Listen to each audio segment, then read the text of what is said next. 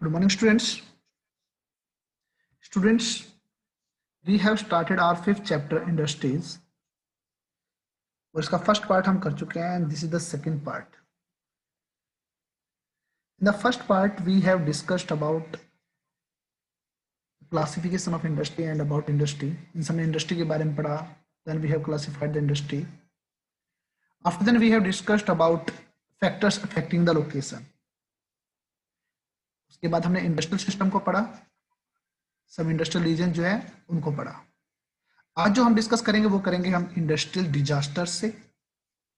Then we will discuss about the distribution of the major industries. फिर उसके बाद हम आयरन एंड स्टील इंडस्ट्री जो इंडिया के अंदर लोकेट है उसके बारे में डिस्कस करेंगे. कॉटन टेक्सटाइल इंडस्ट्री और आईटी मींस इंफॉर्मेशन टेक्नोलॉजी, इनके बारे में आज हम डिस्कस करेंगे. तो मेनली हम इन इंडस्ट्री के बारे में आज हम डिस्कस करेंगे.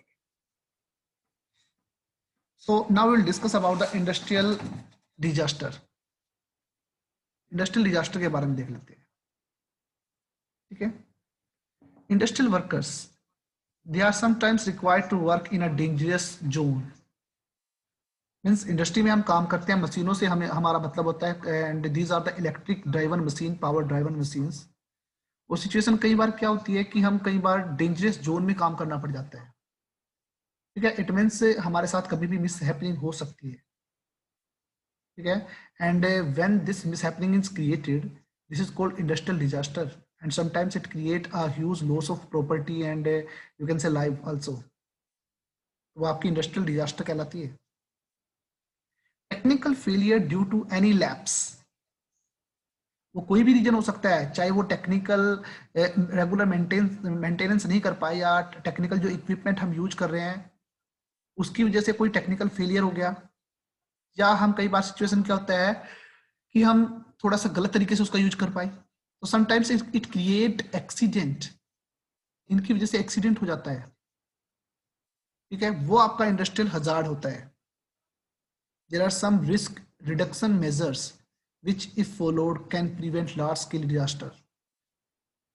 मीन्स हम क्या करते हैं, कई बार मेंटेनेंस मीन्स थोड़ा सा हम क्या करते हैं, लेजीनेस शो कर देते हैं जिसकी वजह से प्रॉब्लम क्रिएट हो जाती है.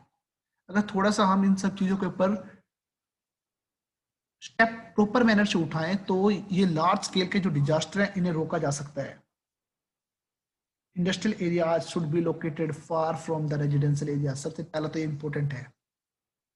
अगर हम इंडस्ट्रीज को internal part of the urban centre रखेंगे तो इसकी वजह से अगर फायर एक्सीडेंट हो जाता है तो वो आसपास के जो रेजिडेंशियल एरिया है उनको नुकसान पहुंचा सकते हैं. सबसे मोस्ट इंपॉर्टेंट फैक्टर तो यही है हमारा कि हमें इंडस्ट्री को हमेशा रेजिडेंशियल एरिया से दूर रखना चाहिए. This is the great step to make the low loss of the industrial disaster. People living near the industrial areas should be aware of the hazardous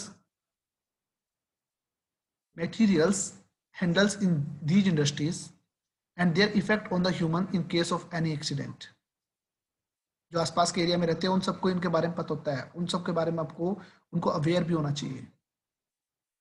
इसके अलावा क्या कर सकते हैं, improving the fire warning system and you can से fire fighting system. ठीक है. इस सिस्टम पर कर सकते हैं क्योंकि आग लगने से भी तो एक्सीडेंट होता है. And improving the pollution dispersion qualities and you can से limiting the toxic storage capacity with in the industry.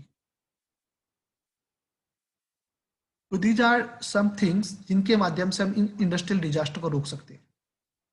Means industrial disaster जो भी इंडस्ट्री हम यूज कर रहे हैं वहां पर हो सकती है due to any factor, due to any lackness, due to anything. ठीक है. But we can take some steps to remove these things and not remove these things, ताकि इसका थोड़ा सा लेस इम्पैक्ट हो तो उसको पढ़ने के लिए होता है. ठीक है. Now let's discuss about the distribution of the major industry. हमारी जो मेजर इंडस्ट्री है उनके बारे में देख लेते हैं. मेनली वर्ल्ड के अंदर जो टॉप मोस्ट इंडस्ट्री की अगर मैं बात करता हूं तो iron steel industry, textile industry, information technology. These are the world's major industry, and we will discuss about these things. If we think about the iron and steel industry, mostly these are located in Germany, USA, China, Japan and Russia. Germany को तो अगर हम बात करते हैं IT hub भी बोला जाता है एक तरीके से, ठीक है। तो these are the iron steel industry in India. अगर मैं इंडिया के अंदर बात करता हूं, जो आयरन स्टील इंडस्ट्री है, the base is found at Chota Nagpur plateau. अगर मैं छोटा नागपुर प्लेट्यू की बात करता हूं, the area of some part of Jharkhand and some part of Chhattisgarh, and this is the store house of the minerals. A lot of rich mineral resources are found there. That's why in India जो छोटा Nagpur reason है, वहां पर आपको maximum iron steel industry देखने को मिलती है। टेक्सटाइल इंडस्ट्री की बात कर लेते हैं। These are located in India, Hong Kong, South Korea, Japan and Taiwan, ठीक है। इसी तरीके से अगर मैं आईटी सेक्टर की बात करता हूं, तो silicon valley in the central California, it's a great IT hub. और इंडिया का जो सिलिकॉन वैली है, दैट इज बेंगलुरु, वो आपका मेजर हब है आईटी सेक्टर का। Okay, now emerging industries, these are also known as a sunrise industries। और in industry में आपका IT sector, wellness sector, hospitality and knowledge, ये सारे इसके अंदर आते हैं।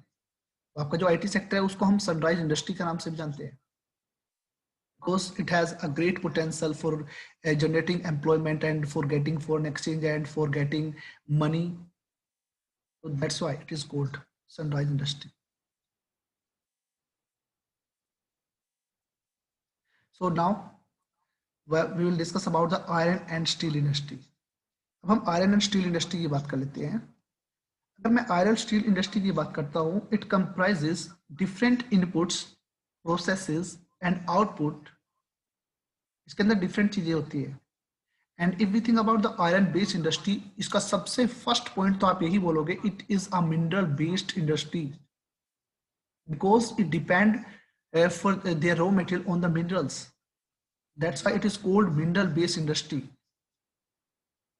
अगर मैं इसकी इनपुट की बात करता हूं, तो इसके अंदर iron ore, core, limestone, labour, capital and other infrastructure जो है इसके रिक्वायर्ड है।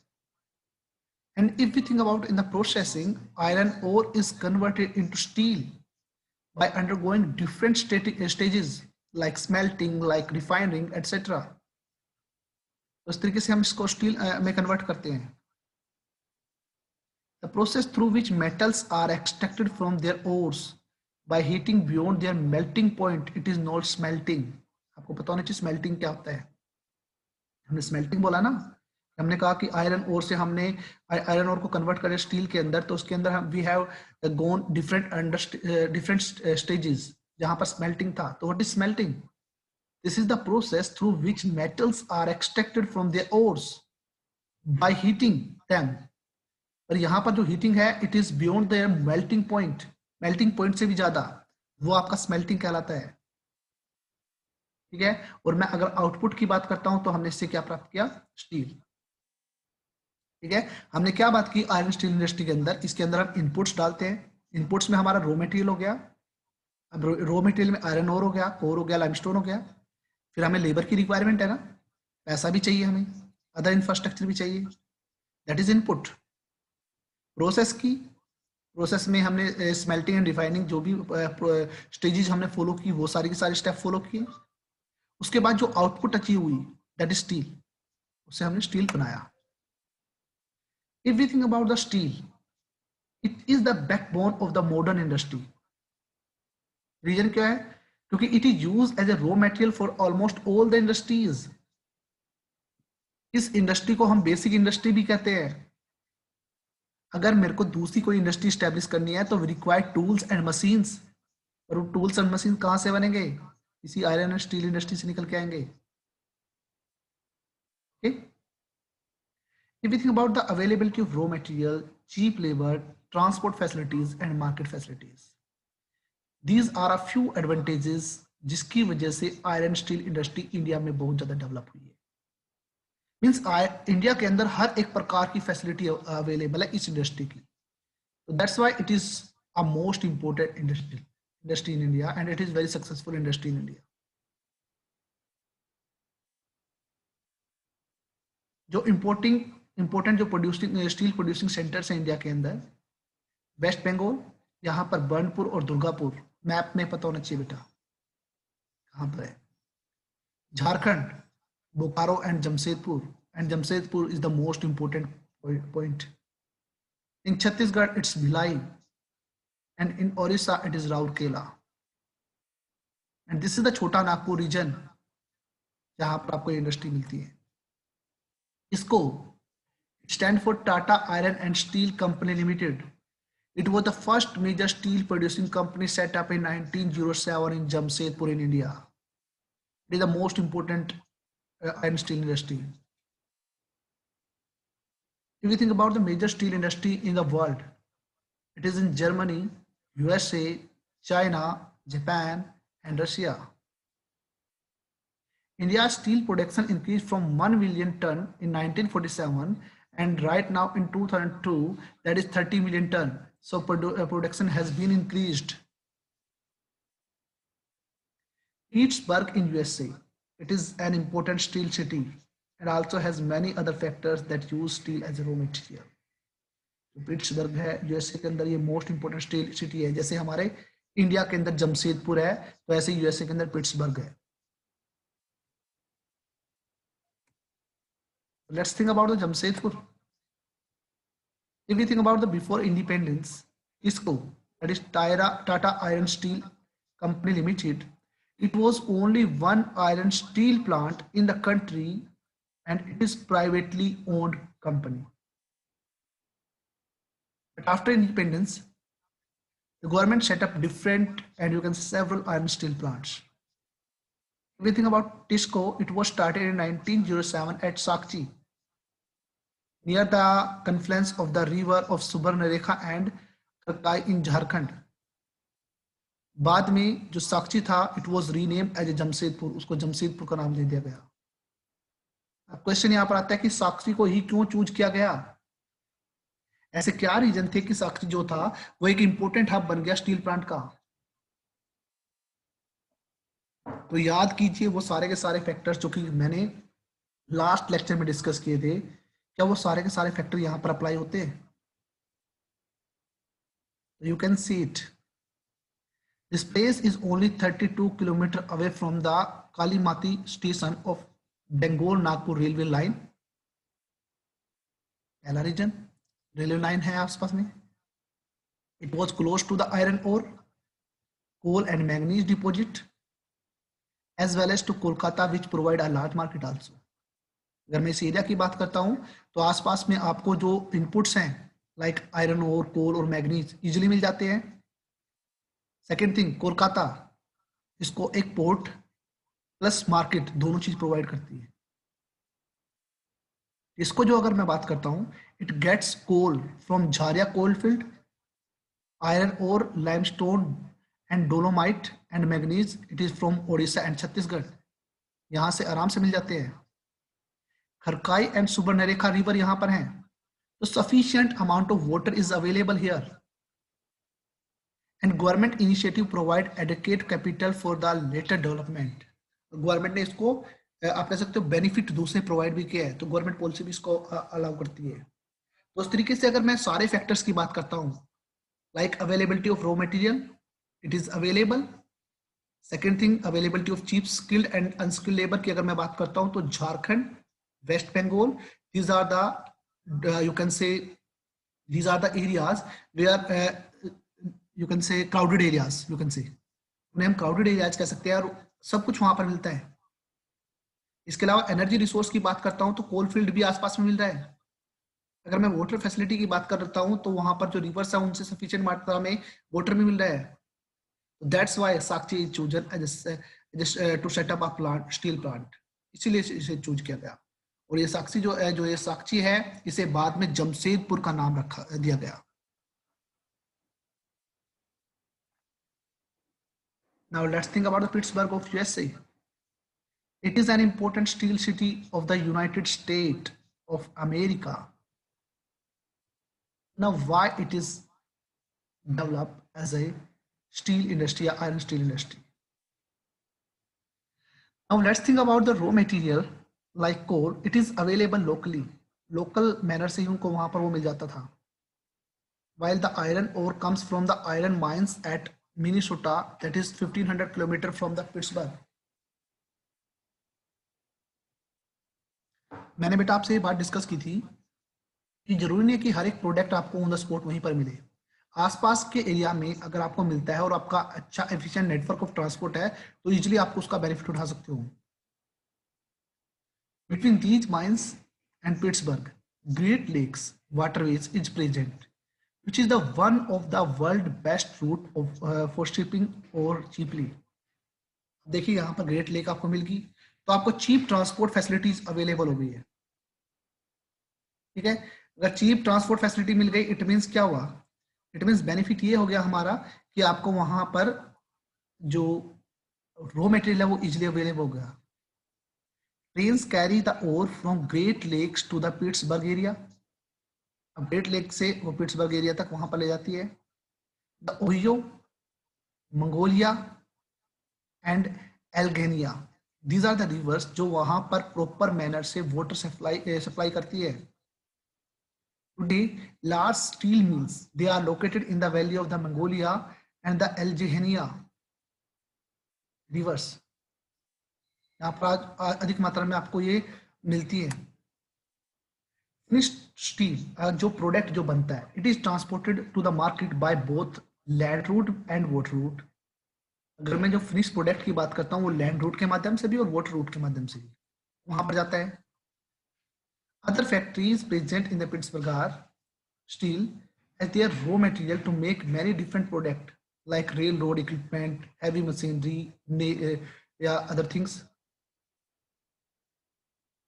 Means पिट्सबर्ग है उसके अंदर जो दूसरी इंडस्ट्री है वो भी क्या करती है, उस स्टील इंडस्ट्री का जो प्रोडक्ट है, फाइनल प्रोडक्ट है, उसको as a raw material use करके अदर प्रोडक्ट बना रही है। तो इस तरीके से पिट्सबर्ग जो है एक डेवलप एरिया है आयरन स्टील इंडस्ट्री के रूप में। We have compared a developing country with a develop country. यहाँ पर हमने जमशेदपुर को पिट्सबर्ग से कंपेयर किया तो ऑल फैक्टर्स जो कि इस इंडस्ट्री के लिए रिक्वायर्ड है वो यहाँ पर आपको देखने को मिलते हैं। सेकेंड इंडस्ट्री जो हुई है वो हमारी कॉटन इंडस्ट्री है। सेकेंड इंडस्ट्री जो है हमारी कॉटन इंडस्ट्री है। अगर मैं कॉटन इंडस्ट्री की बात करता हूँ, this word textile, it is derived from the Latin word that is texture, which means weave, bunna. Fibers are the raw material of the textile industry and it can be a natural and man-made things. Textile industry के लिए हमें fibre की requirement है and fiber can be man-made and it can be natural. We think about the natural fiber, they are obtained from wool, silk, cotton, nylon and jute. And while man-made fibre की मैं बात करता हूं तो nylon, polyester, ठीक है, rayon etcetera, these are the man made and you can say artificial fibres and both can be used as a raw material in the textile industry. Before the industrial revolution cotton cloths was made with the help of spinning wheel and looms, और maximum इसमें handmade technique का use किया था before the industrial revolution. But after the industrial revolution maximum जो product है अब वो मशीनों से बनने लगा। The industrial revolution started with the mechanisation of the textile industry. Means उसके बाद अब इंडस्ट्रियल रेवोल्यूशन आई तो उसके बाद हर एक जो चीज थी वो अब मशीनों से होने लगी। ठीक है, अब क्या हुआ, अब बेनिफिट ये होगा कि क्विकली मैनर से हमें हर एक प्रोडक्ट मिल जाता है, प्रोडक्टिविटी क्विक मैनर से अधिक मात्रा में हो जाती है। Great Britain was the first country to have a power loom. Power loom it means जो इलेक्ट्रिसिटी से चलने वाली जो टेक्सटाइल इंडस्ट्री थी वो सबसे पहले ग्रेट ब्रिटेन में स्टेब्लिश हुई। जो मेजर टेक्सटाइल इंडस्ट्रीज हैं जो कि प्रेजेंट है पूरे वर्ल्ड के अंदर वो है India, Hong Kong and south Korea. India में देखते हैं, first cotton mill it was set up in 1818 at Fort Gloster near Kolkata, but it was unsuccessful and we have to close it. हमें इसे बंद करना पड़ा। तो first successful modern textile industry establish हुई थी वो 1854 में मुंबई में हुई थी। स्टूडेंट सबसे पहले बड़े ध्यान से देखना क्या लिखा था। 1818 में फर्स्ट टेक्सटाइल मिल सेटअप की थी कोलकाता में, बट इट वाज फेलियर। वो मतलब अनसक्सेसफुल थी, इसीलिए वो बेनिफिशियल नहीं रही।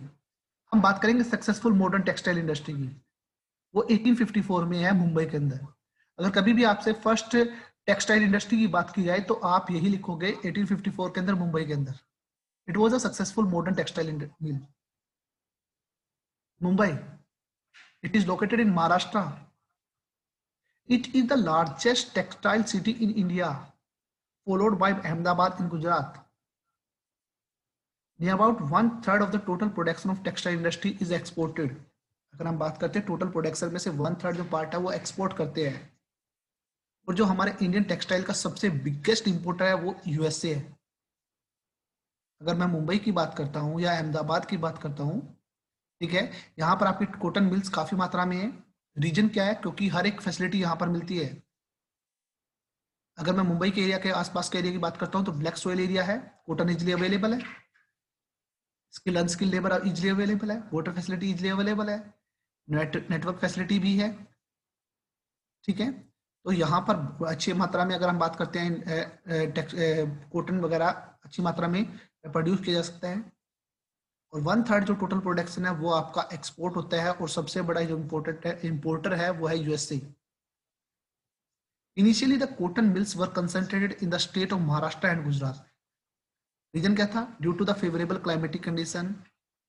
बट अब ये जो है वो इंडिया के अलग अलग पार्ट में भी स्टेब्लिश होने लगी, जैसे कि कोयम्बटूर, कानपुर, चेन्नई, कोलकाता, लुधियाना, पुडुचेरी, पानीपत, यहाँ पर भी स्टेब्लिश होने लगी। पर शुरुआती दौर में कहाँ पर थी? Just only in Maharashtra and Gujarat, due to the favorable climatic condition and due to the all favorable factors.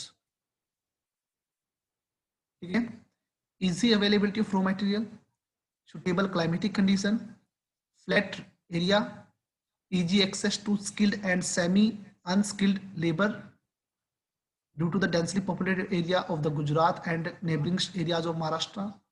ये कारण थे कि उस एरिया में सबसे ज्यादा इंडस्ट्री स्टैब्लिश थी।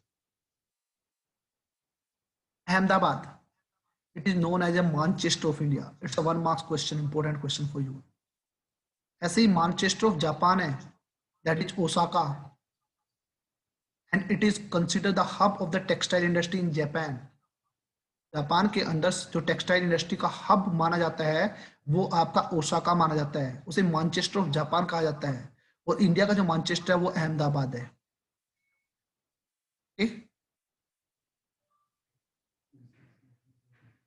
अहमदाबाद देख रहे थे। It is located in Gujarat on the bank of the Sabarmati river. सबसे पहली जो फर्स्ट मिल यहां पर स्टैब्लिश हुई after Mumbai, it is in 1859, and soon it became the second largest textile city in India after Mumbai. ठीक है, इसीलिए इसे मैनचेस्टर ऑफ इंडिया का नाम दिया गया। अब क्वेश्चन आता है कि टेक्सटाइल इंडस्ट्री अहमदाबाद में डेवलप कैसे हुई। जब कभी भी किसी भी इंडस्ट्री की डेवलपमेंट की बात करते हैं तो फैक्टर्स हमेशा एकदम माइंड में आ जाने चाहिए हमारे। अहमदाबाद, ये एरिया उस एरिया के आसपास में है जहां पर आपको रॉ मटेरियल इजीली अवेलेबल है। मींस आपका जो डेक्कन ट्रैप है जो कि ब्लैक सोइल से रिलेटेड है, और वहां पर आपको suitable cotton easily raw material के रूप में मिल सकती है। तो अगर मैं अहमदाबाद की बात करता हूं, it is very close. Climatic condition बड़ी आइडियल है फॉर स्पिनिंग एंड वीविंग, तो इजिली वहां पर है। सेकेंड थिंग, फ्लैट टेरेन है, तो चाहे हम लैंड ट्रांसपोर्ट की बात करते हैं तो इजी मैनर से हमें वहां पर लैंड ट्रांसपोर्ट इजिली मिल सकता है। गुजरात और महाराष्ट्र दोनों पॉपुलेटेड एरियाज हैं, तो स्किल और अनस्किल लेबर इसकी रिक्वायरमेंट वहां से पूरी हो जाती है। और ये एरिया जो है it is well developed road and railway network, जिसकी वजह से रॉ मटेरियल को टेक्सटाइल मिल तक लेके आना और प्रोडक्ट जो फाइनल बना है उसे मार्केट तक ले जाना या पोर्ट तक ले जाना बड़ा इजी रहता है। Mumbai port near by facilitating the import of all the product. Means अगर हमें मशीनरी इंपोर्ट करनी है या हमें अदर प्रोडक्ट इंपोर्ट करने हैं या एक्सपोर्ट करने हैं, तो इजिली हमें वहां पर मुंबई पोर्ट फैसिलिटी प्रोवाइड करती है। But in recent year Ahmedabad textile जो मिल है वो विभिन्न प्रकार की प्रॉब्लम फेस करती जा रही है। Several textile mills they have closed down due to the emergence of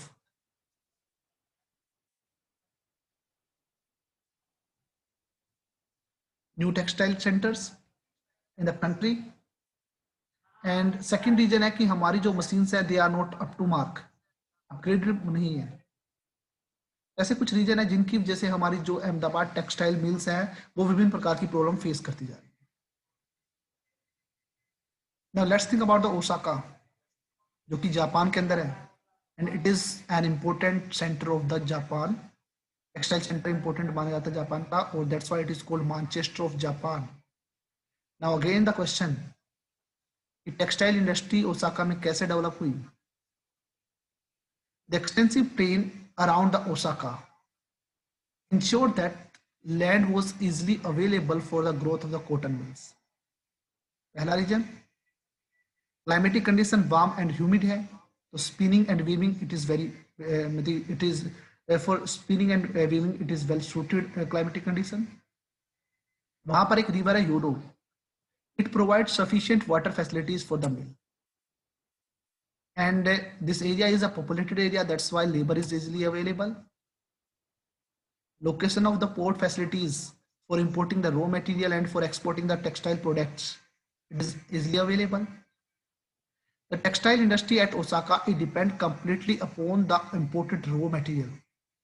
Japan के अंदर कोई भी नेचुरल प्रोडक्ट नहीं होता, इसलिए मैक्सिमम नेचुरल रिसोर्स के लिए उसे दूसरे देशों पर डिपेंड होना पड़ता है। ओसाका की जो टेक्सटाइल इंडस्ट्री है उसे इंपोर्टेड रॉ मटेरियल के ऊपर डिपेंड होना पड़ता है।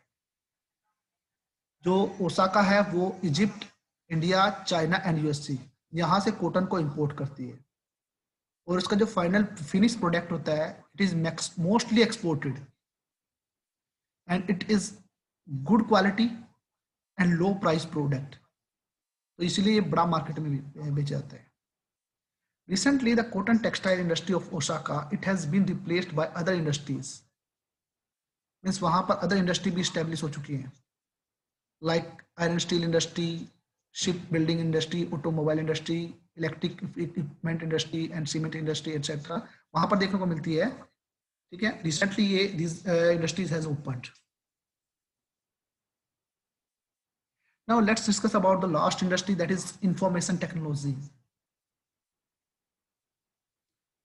Information technology, it is the study, design and implementing the computer-based information system. And if we think about it, it deals with the use of technology. खासकर hardware और software की बात की जाती है, and to manage and process the information, इन सब चीजों की बात की जाती है। It enables the conversion, transmission, storage and the retrieval of the data. ये बड़ा इजी कर दिया sir. Silicon chips, it consist silicon जो कि एक सेमीकंडक्टर होता है, और इसे एज ए इंटीग्रेटेड सर्किट के रूप में यूज किया जाता है। ठीक है, सबसे मेजर जो आईटी हब है, जो कि वर्ल्ड का मेन आईटी हब माना जाता है, वो है आपका कैलिफोर्निया के अंदर सिलिकॉन वैली। और अगर मैं इंडिया की बात करता हूं तो इंडिया में है बेंगलुरु, इसीलिए इसे सिलिकॉन वैली ऑफ इंडिया भी कहा जाता है, सिलिकॉन प्लेट्यू भी कहा जाता है। IT hub of the metropolitan centres, अब आईटी हब केवल बेंगलुरु नहीं है, बहुत सारे हमारी मेट्रोपॉलिटन जो सिटीज है like Mumbai, New Delhi, Hyderabad, Chennai, these are also IT hub. IT hub की अगर मैं आईटी सेक्टर की बात करता हूं, इसके बहुत सारे बेनिफिट्स है। सबसे पहला बेनिफिट है कि it provide job opportunities. Service sector या सर्विस सेक्टर इसे बिलोंग करता है, और मैक्सिमम पॉपुलेशन यहाँ पर जॉब करती है। Indian IT engineers and technology, it is considered to the best among the world. World के अंदर सबसे बेस्ट माने जाते हैं। ठीक है, जो first state government in India to announce an IT policy it was Karnataka in 1992। सबसे पहला स्टेट कर्नाटका था जिसने अपनी आईटी पॉलिसी इस्टेब्लिश की इंडिया के अंदर, वो 1992 के अंदर कर्नाटका ने की थी। ठीक है, तो this is the information technology. Now students, the chapter is over. If you have any doubt, you can ask the question.